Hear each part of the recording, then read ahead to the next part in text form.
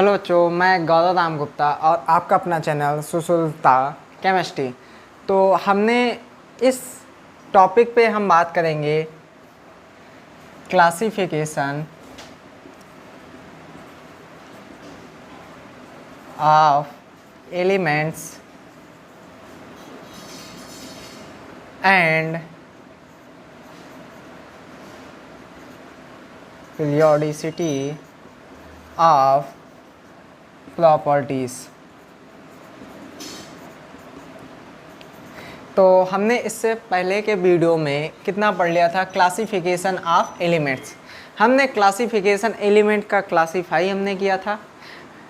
अलग अलग वैज्ञानिकों ने, अलग अलग साइंटिस्ट ने इसको अलग अलग तरह से क्या किया, क्लासीफाई किया। और सबसे अच्छा मॉडर्न जो हमारे लिए था, जो पढ़ने में हमारे लिए उसकी प्रॉपर्टीज़ को याद रखने के लिए सबसे अच्छा पीरियोडिक टेबल था मेंडलीव का। मेंडलीव के लिए हमने सबसे सुपर ट्रिक एक बताया था, 12A 37B 8 9 10 12B 37A 0। ये पीरियोडिक टेबल को याद करने के लिए इससे पहले वाले लेक्चर में हमने ये एक सुपर ट्रिक बताई थी। आप यूट्यूब पे टाइप कर सकते हो, सुसुलता chemistry classification and periodicity of elements का 01 लेक्चर, #01 सर्च करके आप पहला लेक्चर देख सकते हो। उसके बाद सेकंड लेक्चर। अब इस लेक्चर में हम बात करेंगे कि एलिमेंट्स की प्रॉपर्टीज़ क्या हैं और उनकी पीरियोडिसिटी क्या है। तो चलिए शुरू करते हैं एलिमेंट्स की कहानी। तो शुरू करते हैं properties of elements. First properties है इसकी रेडियस। अब हम कहेंगे कि एटॉमिक रेडियस क्या है या एलिमेंट की एक रेडियस क्या है। तो हम एटॉमिक रेडियस को इस तरह डिफाइन कर सकते हैं, distance between nucleus to last shell. किसी भी एटम के न्यूक्लियस से और लास्ट सेल के बीच के डिफरेंस को हम क्या कहते हैं? उसका एटॉमिक रेडियाई कहते हैं। लेकिन हमने वेव थ्योरी पढ़ी थी इलेक्ट्रॉन की या सेल की, और सेल का हमने ये पढ़ा था कि इलेक्ट्रॉन इस तरह मूव करते हैं, तो इस तरह इनका डिस्टेंस हमें डिफाइन नहीं होगा। तो ये हमारा एक क्या है कि सोची समझी रणनीति है कि हाँ, distance between nucleus to last shell, ये हमारा क्या हो जाएगा? एटॉमिक रेडियाई कहलाएगा। लेकिन ये हमारी थ्योरी क्या है? एक सोची समझी है। अब हम किसी भी एटम की रेडियाई 4 तरह से डिफाइन करते हैं। तो नंबर 1 है कोवैलेंट रेडियस, सेकंड है वांडर वाल रेडियस, थर्ड है मेटेलिक रेडियस, और फोर्थ है आयनिक रेडियस। अब ये चारों जो रेडियस है वो एक्सरे, स्टेप्टोकॉपी, यूवी रेस के बेस पे इनको डिफाइन किया गया है किसी भी एटम में। तो अब इनको हम पढ़ते हैं कि इनके रेडियस को हम कैसे डिफाइन करेंगे। Covalent radius, covalent radius single bonded covalent atom in distance between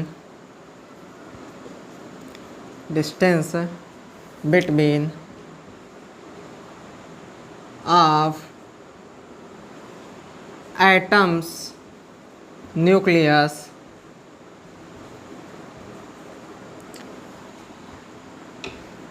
half part is called covalent radius.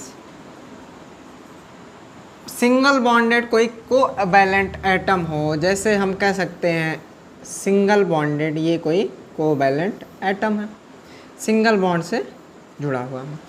इन दो एटम्स के बिटवीन, न्यूक्लियस के बिटवीन के हाफ पार्ट को हम क्या कहेंगे? कोवैलेंट रेडियाई कहेंगे। जैसे Cl2, H2, O2, N2। Single bonded atom के दोनों न्यूक्लियस के डिस्टेंस के बिटवीन के हाफ पार्ट को हम क्या कहेंगे? Covalent radii. और कोवैलेंट एटम फॉर्मेशन कैसे होता है कोवैलेंट का? शेयरिंग ऑफ इलेक्ट्रॉन, इलेक्ट्रॉन के शेयर से क्या होता है? कोवैलेंट बॉन्ड का फॉर्मेशन होता है। कोवैलेंट रेडियस हमने सिंगल बॉन्ड कहा है। कोवैलेंट एटम जो होते हैं डबल बॉन्ड और ट्रिपल बॉन्ड से भी फॉर्म होते हैं, बट जब हम कोवैलेंट रेडियस लिखेंगे तो वहाँ पे सिंगल बॉन्ड होगा। अगर हम डबल बॉन्ड कर देंगे तो वहाँ कोवैलेंट रेडियाई का मान बदल जाएगा। ठीक, Cl2, H2, O2, N2। अब जो कोवैलेंट बॉन्ड बनेगा Cl में कुछ इस तरह बनेगा।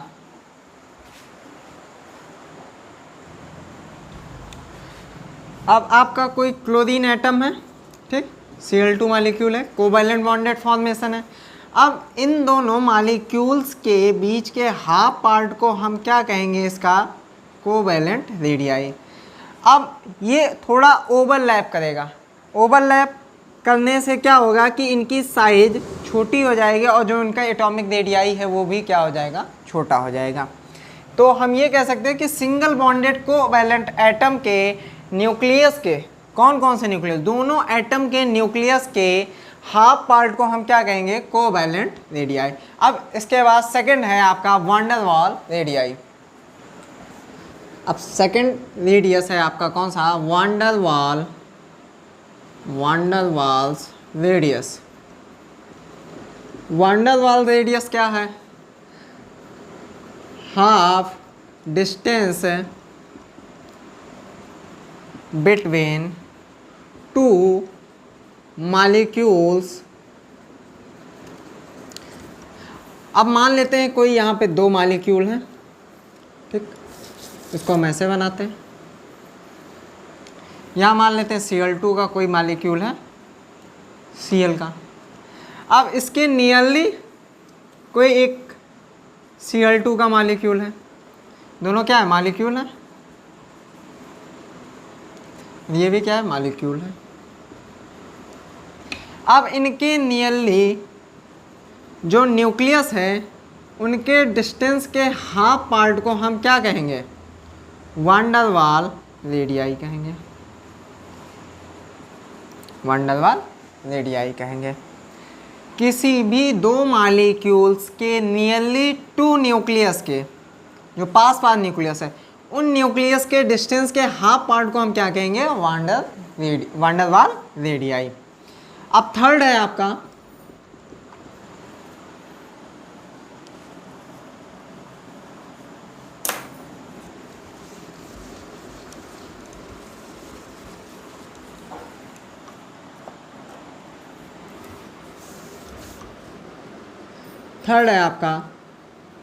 मेटेलिक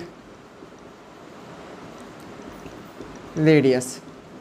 अब मेटेलिक रेडियस किस में होगा? मेटल्स में हो गए।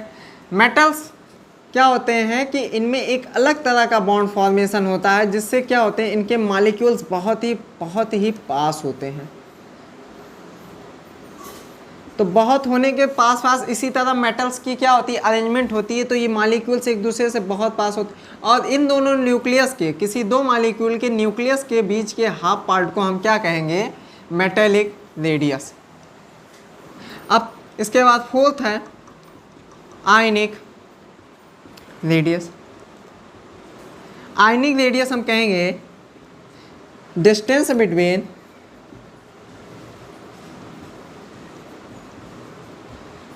न्यूक्लियस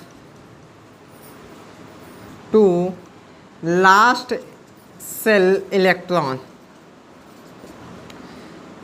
आयन हम किसे कहते हैं? कि जिस पे कोई चार्ज हो, प्लस चार्ज या माइनस चार्ज। ठीक, प्लस चार्ज का मतलब क्या हुआ, एक इलेक्ट्रॉन किसी को उसने क्या किया, डोनेट कर दिया, तभी तो प्लस चार्ज हुआ। और माइनस चार्ज हुआ, किसी से वो क्या कर दिया, रिसीव कर लिया, एक्सेप्ट कर लिया। ठीक, तो उसे क्या कहेंगे, माइनस चार्ज। एक इलेक्ट्रॉन निकल जाने पर हमें उसका सेल तो डिफाइन होगा नहीं, तो हम क्या कहते हैं, लास्ट इलेक्ट्रॉन, एक इलेक्ट्रॉन निकल गया, अब उसके बाद जो इलेक्ट्रॉन बचता है उससे और न्यूक्लियस के बीच के डिस्टेंस के पार्ट को हम क्या कहते हैं, आयनिक रेडियस। अब इन चारों रेडियस में हम पढ़ेंगे कि सबसे बड़ा रेडियस कौन सा होता है। तो सबसे बड़ा रेडियस आपका होगा वांडर वाल रेडियस, उसके बाद आपका होगा मेटेलिक रेडियस, उसके बाद आपका होगा कौन सा, कोवैलेंट। क्यों कोवैलेंट होगा, कोवैलेंट में क्या होते हैं कि एक दूसरे पे क्या होते, ओवरलैप होते, और ओवरलैप होने के क्या होता है कि पास पास हो आ जाते हैं, तो इनसे इसकी डिस्टेंस क्या होती, घट जाएगी, हाफ पार्ट भी क्या हो जाएगा, कम हो जाएगा। तो सबसे बड़ा वान डेर वाल रेडियस, उसके बाद आपका मेटेलिक रेडियस, और सबसे छोटा आपका कौन सा हो जाएगा, कोवैलेंट रेडियस। अब मेटेलिक रेडियस क्यों है, क्योंकि क्या हुआ कि मेटल्स हैं तो ये ओवरलैप तो करेंगे नहीं इनके मॉलिक्यूल्स, तो और जबकि कोवैलेंट क्या है, ये ओवरलैप कर रहे हैं, तो जिससे इनकी साइज क्या होती है, छोटी होती है, और रेडियस भी क्या होता है, छोटा। तो सबसे बड़ा रेडियाई किसका होगा, वान डेर वाल, फिर मेटेलिक, फिर कोवैलेंट रेडियस। आयनिक रेडियस हमारा डिफर होता है। अब आयनिक रेडियस में हम ये कह सकते हैं, यहाँ हमारा एटम है और कैटायन और एनायन, हम ये कहेंगे कि एनायन का साइज एटम से बड़ा होता है, जबकि कैटायन का साइज एटम से छोटा होता है। कैटायन मतलब प्लस चार्ज, किसी को एक इलेक्ट्रॉन दे दिया, इलेक्ट्रॉन देने पे क्या होता है कि एक इलेक्ट्रॉन यहाँ से चला गया, हाँ चला गया, तो जो एक एनर्जी लग रही थी इसके बीच में, जो अट्रैक्टिव पावर लग रही थी, वो क्या होगा, डिस्ट्रीब्यूट हो जाएगा सब में, और बाकी इलेक्ट्रॉन को वो और अपनी तरफ क्या करेगा, अट्रैक्ट करेगा, जिससे क्या होगी, एनायन की, कैटायन की साइज क्या होगी, छोटी हो जाएगी। जबकि एनायन का क्या होगा, एक इलेक्ट्रॉन आ गया और जो चार्ज सब पे लग रहा था उनसे थोड़ा थोड़ा चार्ज निकल के क्या हो जाएगा, वो जो इलेक्ट्रॉन आया है उस पर हो जाएगा, और थोड़ा सा चार्ज क्या होगा, डिस्ट्रीब्यूट किस पे हो जाएगा, वन इलेक्ट्रॉन पे जो आया है, तो उससे क्या होगी, साइज बड़ी हो जाएगी। क्यों, क्योंकि फोर्स ऑफ अट्रैक्शन आप क्या हो गया, या हम कह सकते हैं इफेक्टिव न्यूक्लियर चार्ज क्या हो गया, इफेक्टिव न्यूक्लियर चार्ज क्या हो जाएगा, कम हो जाएगा। अब ये देखते हैं कि किसी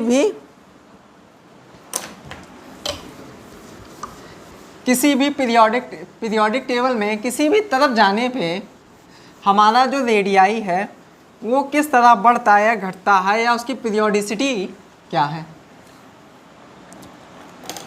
तो हम ये कहते हैं कि लेफ्ट टू राइट जाने पर, लेफ्ट टू राइट और up to down, up to down. तो लेफ्ट टू राइट जाएंगे तो साइज ऑफ एटम क्या होगा, डिक्रीज करेगा। एटॉमिक रेडियाई क्या कह सकते हैं हम, एटॉमिक रेडियाई इज डिक्रीजेस। और जबकि हम टॉप टू बॉटम जाएंगे, अप टू डाउन, या हम कह सकते हैं टॉप टू बॉटम जाएं, तो एटॉमिक रेडियाई इंक्रीजेस। देखते हैं क्यों इंक्रीज कर रहा, क्यों डिक्रीज कर रहा। लेफ्ट टू जाने पे क्या होगा, हमारा number of electron increases, but shell number is constant, shell number is constant. अब एक ही हम मान लेते हैं सेकेंड सेल में चलते हैं या थर्ड में चलते हैं, थर्ड में कितने इलेक्ट्रॉन हो, 8 होते हैं। अब सेल नंबर कांस्टेंट है, नंबर ऑफ इलेक्ट्रॉन बढ़ रहा है, तो क्या होगा, इलेक्ट्रॉन और न्यूक्लियस के बीच में चार्ज स्टेबल होगा। तो जैसे जैसे नंबर ऑफ इलेक्ट्रॉन बढ़ेंगे वैसे वैसे न्यूक्लियस उस पर चार्ज लगेगा और न्यूक्लियस और इलेक्ट्रॉन के बीच में एक चार्ज फॉर्मेशन हो जाए, तो वो अपनी तरफ क्या करेगा, अट्रैक्ट करेगा। अट्रैक्ट करने से क्या होगा, साइज क्या होगा, छोटा होता चला जाएगा। ठीक, जबकि टॉप टू बॉटम में हम जाते हैं तो क्या होता है, लगातार हमारा कंटिन्यूसली सेल नंबर बढ़ रहा है और साथ ही साथ क्या बढ़ रहा है, हमारा नंबर ऑफ इलेक्ट्रॉन बढ़ रहे हैं। इलेक्ट्रॉन बढ़ने से क्या होता है, इससे यहाँ पे कुछ इलेक्ट्रॉन हो गए, पहले सेल में 2 इलेक्ट्रॉन होते हैं, दूसरे में 8, तीसरे में भी 8 हो गए। ठीक, तो ये क्या करते हैं, लास्ट इलेक्ट्रॉन पे, जैसे यहाँ पे कोई इलेक्ट्रॉन है तो ये इसके बीच में क्या कर रहे हैं, ब्रेक का काम कर रहे हैं।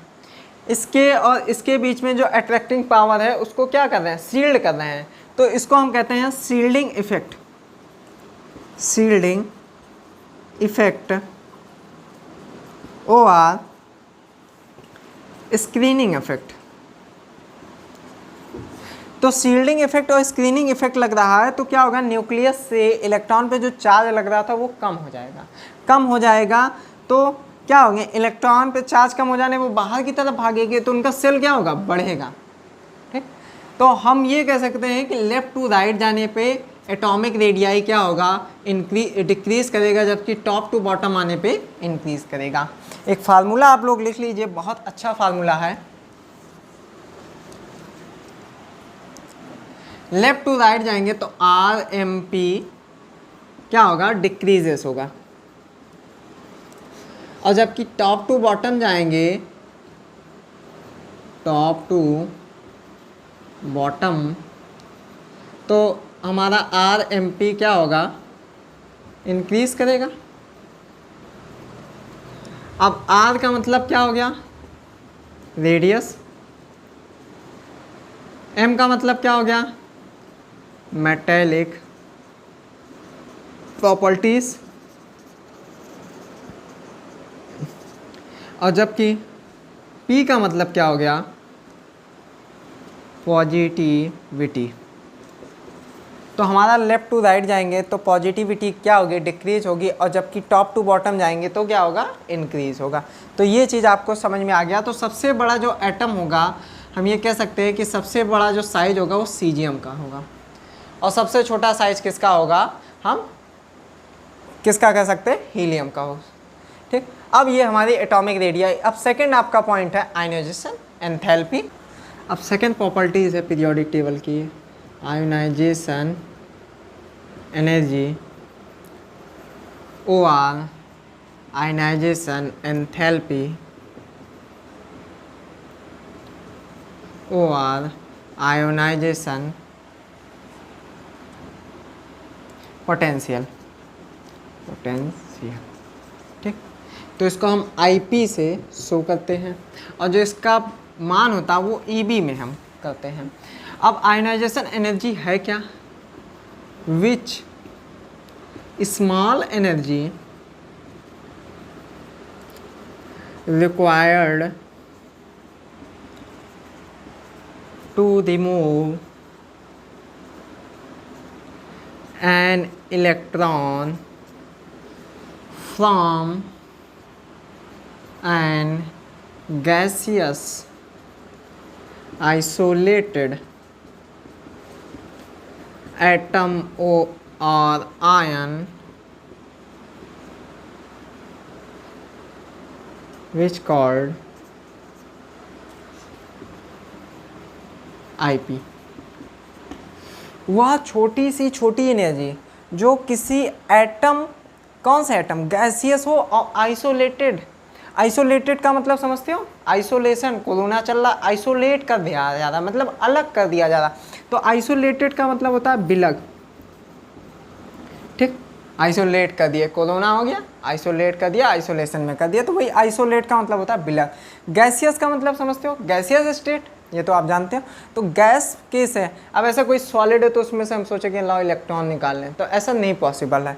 किस में से पॉसिबल है, गैसियस आइसोलेटेड एटम और आयन के क्या होगा कि लास्ट सेल से एक इलेक्ट्रॉन, अब इनर मोस्ट सेल नहीं होगा, लास्ट सेल से एक इलेक्ट्रॉन निकालने में जितनी हमें एनर्जी देनी पड़ती है वो हमारा क्या कहलाता है, ionization energy OR, ionization enthalpy वो OR, आयनाइजेशन पोटेंशियल हमारा कहलाता है। तो हमारा IP का जो वैल्यू होगी वो हमेशा क्या होगी, पॉजिटिव होगी। क्यों पॉजिटिव होगी, क्योंकि हमें एनर्जी लगानी पड़ रही है। ठीक, तो कौन सा प्रोसेस हो जाएगा, एंडोथर्मिक।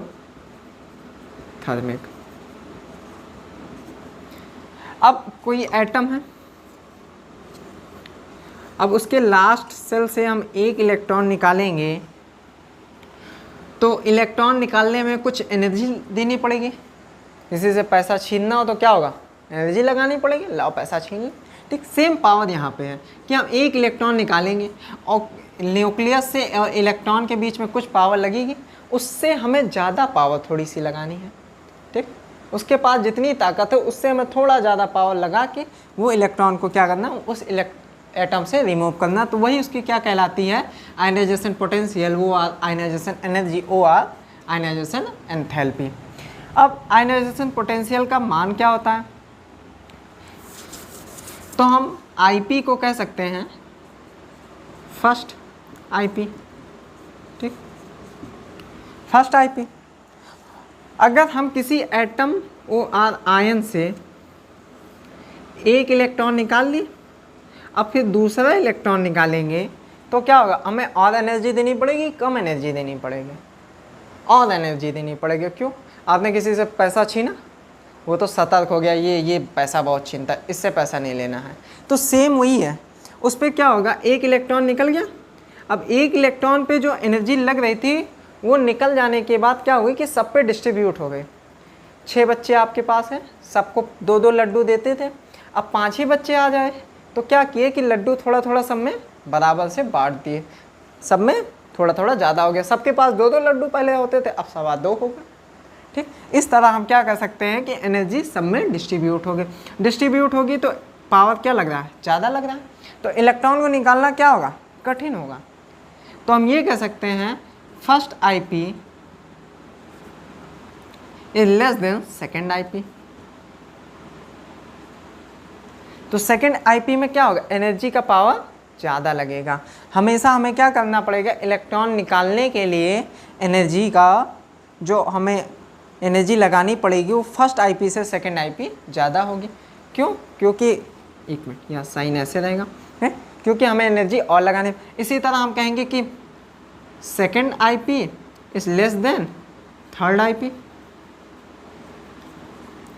अब तीसरा इलेक्ट्रॉन निकालोगे और पैसा छीन रहे हो उससे, तो क्या करेगा, और सतर्क हो जाएगा, वो और नहीं देगा, और मुट्ठी को बंद कर लेगा। तो सेम कंडीशन यहाँ पे है। तो अब हम पीरियोडिक टेबल में पढ़ेंगे कि इसका क्या फॉर्म है, किस तरह आयनाइजेशन एंथैल्पी इंक्रीज कर रही है या डिक्रीज कर रही है। तो पीरियोडिक टेबल में लेफ्ट टू राइट जाएंगे तो हमारा IP क्या होगा, इंक्रीज होगा। क्यों इंक्रीज होगा, क्योंकि एटॉमिक रेडियाई क्या कर रहा है, डिक्रीज हो रहा है। अब कोई भी इधर से इधर हम जाएंगे तो एटॉमिक रेडियाई डिक्रीज हो रहा है। अब ये हमारा इलेक्ट्रॉन से क्या हो रहा है, न्यूक्लियस चार्ज बहुत ज़्यादा इस पर लग रहा है, तो इलेक्ट्रॉन को निकालने के लिए हमें और पावर देना पड़ेगा। तो इलेक्ट्रॉन क्या होगा, रिमूव करने के लिए बहुत ज़्यादा पावर देनी पड़ेगी। तो IP हम लेफ्ट टू राइट जाएंगे तो इंक्रीज करेगा, जबकि टॉप टू बॉटम जाएंगे, टॉप टू बॉटम तो डिक्रीज करेगा। अब डिक्रीज क्यों करेगा, सेल नंबर बढ़ रहा है, सेल नंबर बढ़ रही, डिस्टेंस क्या हो रहा है, बढ़ रहा है। डिस्टेंस बढ़ने के साथ साथ इफेक्टिव न्यूक्लियर चार्ज इलेक्ट्रॉनों पे क्या हो रहा है, कम लग रहा है। तो हम आसानी से एक इलेक्ट्रॉन निकाल सकते हैं। क्यों, क्योंकि स्क्रीनिंग इफेक्ट भी लग रही है। स्क्रीनिंग इफेक्ट लगने से क्या होता है कि इससे और लास्ट इलेक्ट्रॉन के बीच में या लास्ट सेल के इलेक्ट्रॉन के बीच में एक ब्रेक सा लग जाता है, जो उनका न्यूक्लियर चार्ज का जो उनका पावर है वो क्या होता है कि यहाँ पे कम हो जाता है, जिससे एक इलेक्ट्रॉन हम आसानी से निकाल सकते हैं। तो टॉप टू बॉटम जाएंगे तो हमारा IP डिक्रीज होगा, जबकि लेफ़्ट टू राइट जाएंगे तो IP हमारा इंक्रीज होगा। अब लेफ़्ट टू राइट जाने पे भी सम एक्सेप्शन है, विथ सम एक्सेप्शन, ठीक। और टॉप टू बॉटम जाएंगे तो भी सम एक्सेप्शन है। तो हम देखते हैं किसकी IP ज़्यादा होगी और किसकी कम होगी। अब लेफ्ट टू राइट में सम एक्सेप्शन है, या हम कह सकते हैं लेफ्ट टू राइट ना करके अप टू डाउन में या ग्रुप में क्या है, सम एक्सेप्शन है। केमिस्ट्री क्या है, एक्सेप्शन से भरी हुई, एक्सेप्शन और केवल एक्सेप्शन मिलते हैं ज़्यादातर। ठीक, 90% ऐसे ही केस हैं जिसमें हमें एक्सेप्शन के बिना कोई भी थ्योरी काम नहीं करती, चाहे आप बाउल का रूल हो या किसी और का भी रूल हो, लगभग सब में एक्सेप्शन ही रहते हैं। तो हमें अप टू डाउन ग्रुप में देखते हैं lithium, beryllium, boron, carbon, nitrogen, oxygen, fluorine, neon. Neon हम कह सकते हैं हीलियम की सबसे आयनाइजेशन पावर क्या होती है, ज़्यादा होती है, जबकि सबसे कम किसका होता है, सीजियम का क्या होता है, आयनाइजेशन पावर सबसे लो होती है। सेकंड क्या है, potassium, magnesium, sodium, magnesium, aluminium, silicon, phosphorus, sulphur, chlorine, argon. ठीक, अब बेरिलियम और एल्यूमिनियम हमने क्या कहा कि लेफ्ट टू राइट जाएंगे तो क्या करेगा, डिक्रीज। क्या डिक्रीज करेगा, आईपी, लेफ्ट टू राइट यहाँ कर देते हैं। ठीक, डिक्रीज करेगा आईपी। बट बेरिलियम और बोरान में हम देखते हैं, बेरिलियम में क्या है, H2 में आएगा, जबकि बोरान में क्या होगा, इस तरह। ठीक, अब यहाँ हम इससे इलेक्ट्रॉन निकालना मुश्किल है कि इससे इलेक्ट्रॉन निकालना मुश्किल है, ये क्या है, फुल फील्ड है। और जबकि ये क्या है, इनकम्प्लीट है। तो फुल फील्ड में से इलेक्ट्रॉन निकालना आसान होगा कि इनकम्प्लीट से, क्योंकि अनस्टेबल है ये, तो इससे इलेक्ट्रॉन क्या होगा, आसानी से निकल जाएंगे। जबकि हमने क्या कहा था, लेफ्ट टू राइट जाएंगे तो आईपी इंक्रीज करेगा। सॉरी, गलती से हो जाता है भाई, गलती तो सबसे होती, हाँ, तो इंक्रीज करेगा। तो लेकिन यहाँ क्या हो रहा है कि इसका आयनाइजेशन पावर है ज़्यादा है, किससे, बोरान से। तो हम कह सकते हैं कि first IP of beryllium is greater than first IP of, यहाँ फर्स्ट कर देते हैं, फर्स्ट आईपी ऑफ बोरान। और जबकि ये कैसा होना चाहिए, बोरान का ज़्यादा होना चाहिए, बेरिलियम का कम होना चाहिए था, लेकिन यहाँ पे एक्सेप्शन है। क्यों, क्योंकि सबसेल क्या है, इनकम्प्लीट और फुलफिल्ड। सेम इसी में भी रहेगा, मैग्नीशियम और एल्यूमिनियम में यही कंडीशन आएगी। तो यहाँ भी एक्सेप्शन है, मैग्नीशियम का यहाँ ज़्यादा होगा आईपी, किससे, एल्यूमिनियम से। सेम कंडीशन यहाँ कहाँ है, ऑक्सीजन और सल्फर पर। देखते हैं नाइट्रोजन 1s2, नाइट्रोजन का कितना होता है, 7, 1s2, 2s2 और 2p 6, तो कितना हो गया, 2 2 4 और 4 3 7। तो ये क्या हो गया, 7 से हाफ फील्ड हो गया। हाँ, और जबकि बाद इसके बाद क्या आता, ऑक्सीजन O 8, 1s2, 2s2 और 2p 4 का हम बनाएंगे तो इस तरह। ये क्या है, इनकम्प्लीट है, और जबकि ये क्या है, हाफ फील्ड। तो half field is more stable then incomplete field. तो हाफ फील्ड क्या होगा, इनकम्प्लीट फील्ड से ज़्यादा स्टेबल होगा। तो हमें किससे इलेक्ट्रॉन निकालना आसान होगा, नाइट्रोजन से कि ऑक्सीजन से, ऑक्सीजन से। क्यों, क्योंकि क्या है, इनकम्प्लीट फील्ड है, तो एक इलेक्ट्रॉन को हम आसानी से निकाल सकते हैं। तो हाफ फील्ड इज ग्रेटर, तो हम क्या कह सकते हैं, नाइट्रोजन की ionization power first IP of nitrogen is greater than first IP of oxygen. Same condition किस में होगी, फास्फोरस और सल्फर में। फास्फोरस का आयनाइजेशन पोटेंशियल ज़्यादा, जबकि सल्फर का कम होगा। ठीक, और हमने टॉप टू बॉटम में क्या कंडीशन पढ़ी थी कि हम नीचे जाएंगे तो आईपी हमारा क्या होगा, डिक्रीज होगा, क्योंकि सेल नंबर इंक्रीज होगा। ठीक, तो आज की इस लेक्चर में यहाँ तक की बातें, बाकी पढ़ते रहिए। बेस्ट ऑफ लक, मिलेंगे फिर नेक्स्ट वीडियो में।